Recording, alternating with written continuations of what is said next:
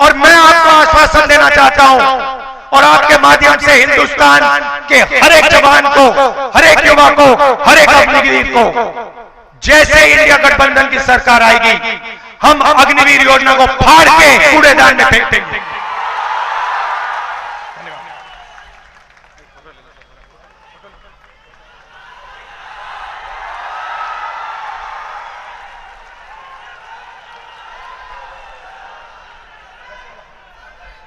हम अग्निवीर योजना को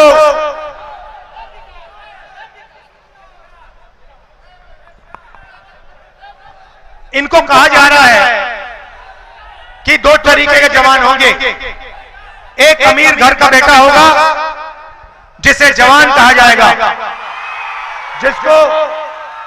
जिसको शहीद का दर्जा मिलेगा, और दूसरा गरीब घर का बेटा होगा, बिहार के किसान का बेटा होगा जो सेना में जाएगा, उसको सेना से निकाल दिया जाएगा, उसको ना पेंशन मिलेगी, ना शहीद का दर्जा मिलेगा, ना कैंटीन मिलेगी। अगर उसके साथ कुछ होता है सरकार उसकी रक्षा नहीं करेगी। हम इस बात को नहीं मानेंगे, अग्निवीर योजना को फाड़ के कूड़ेदान में डालेंगे।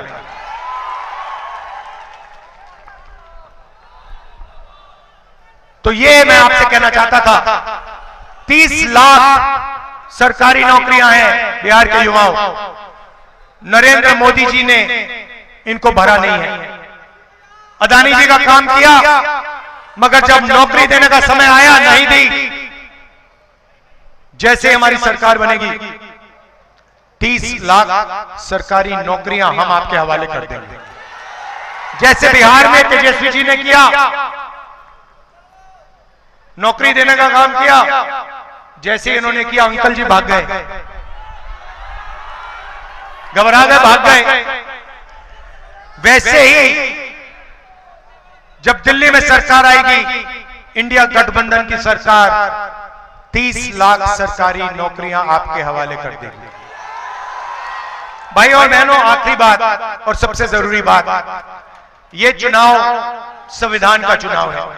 यह पहला चुनाव है जहां अंबेडकर जी के संविधान पर नरेंद्र मोदी, अमित शाह, बीजेपी के कार्यकर्ता, बीजेपी के नेता सवाल उठा रहे हैं।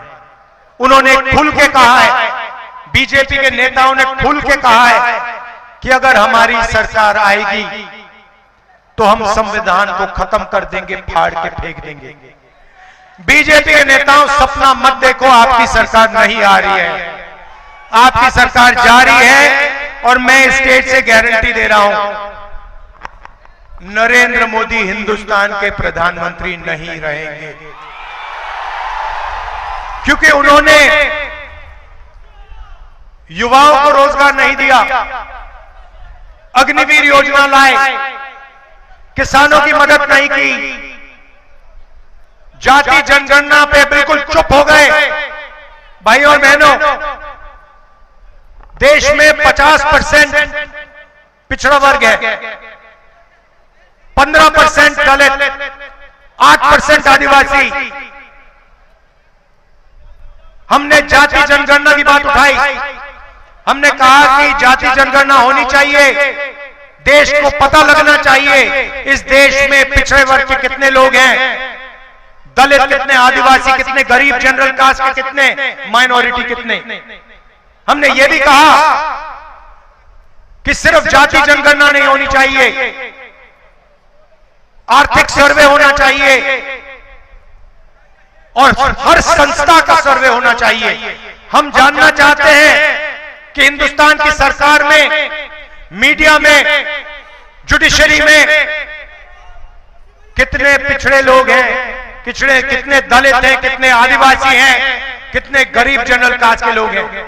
जैसे ही मैंने ये बात बोली, नरेंद्र मोदी जी कहते हैं हिंदुस्तान में कोई जाति नहीं है, हिंदुस्तान में सिर्फ 2 जात हैं, एक अमीर जात, एक गरीब जात। तो मोदी जी, अगर हिंदुस्तान में सिर्फ 2 जात हैं तो आप ओबीसी कैसे बन गए? आप अपने आप को 24 घंटा ओबीसी कहते हो, और जब पिछड़ों की मदद करने की बात आई, जाति जनगणना, इकोनॉमिक सर्वे, संस्थाओं का सर्वे कराने की बात आई, तो आप चुप हो गए, भाग गए। और आपने कहा कि देश में कोई जाति नहीं है, सिर्फ दो जातियां हैं, अमीर और गरीब। भाई और बहनों, हमारी सरकार आएगी, जाति जनगणना कराएंगे, इकोनॉमिक सर्वे होगा, संस्थाओं का सर्वे होगा, और ये जो 50% का रिजर्वेशन का लिमिट लगा रखा है, इसको हम तोड़ के फेंक देंगे। मैं आपका दिल से धन्यवाद करना चाहता हूं। आप सब दूर दूर से आए, इतने प्यार से आपने हमारी बात सुनी, दिल से धन्यवाद करता हूं। और भूलिए मत, अग्निवीर को हम फाड़ के कूड़ेदान में फेंकने जा रहे हैं। धन्यवाद, जय हिंद।